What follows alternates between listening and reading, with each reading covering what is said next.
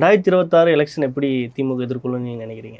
திமுக ரொம்ப நம்பிக்கையோடு இருக்குது. எப்படி நம்பிக்கையோடு இருக்குன்னா, எப்படியாவது இந்த மகளிர் உரிமை தொகை 1500 பண்ண போகிறாங்க. 500 உடனே கொடுக்க மாட்டாங்க. ஒரு 6 மாதம் 7 மாதம் நீட்டி வச்சுப்பாங்க. அதில் 3500 வந்துடும். கடைசி மாதம் 1500 5000 வந்துடும். ஓட்டுக்கு 2000 கொடுப்பாங்க. ஆக 7-8000 அவங்க வங்கி கணக்கில் போட்டுருவாங்க. இது எப்போ 26 தேர்தலில் ஒரு 8-10,000 மொத்தமாக வந்து 1.25 கோடி மகளிர் உரிமை பெண்கள் இருக்காங்க. அவங்க ஓட்டு போட்டால் போதும், திமுக கூட்டணி கட்சி ஓட்டு போட்டால் போதும், முஸ்லீம் கிறிஸ்தவர்கள் தலித் வாக்கு இருக்கு, ஜெயிச்சலாம். இந்த கணக்கில் தான் இருக்காங்க. இது ஜெகன்மோகன் ரெட்டியுடைய கணக்கு.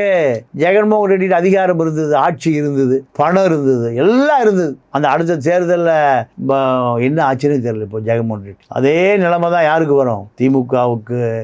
ஜெகன்மோகன் ரெட்டி ஜெகன்மோகனின்னு பழைய ஒரு பேய் படம் தான் எடுப்பாங்க, நம்ம ஜெயமாலினி ஜெயமோகனின்னு. அதே போல தான் 26 தேர்தல் முடிகிற பொழுது ஜெகன்மோகனுக்கு என்ன நேர்ந்ததோ அதுதான் திமுகவுக்கு நேரும்.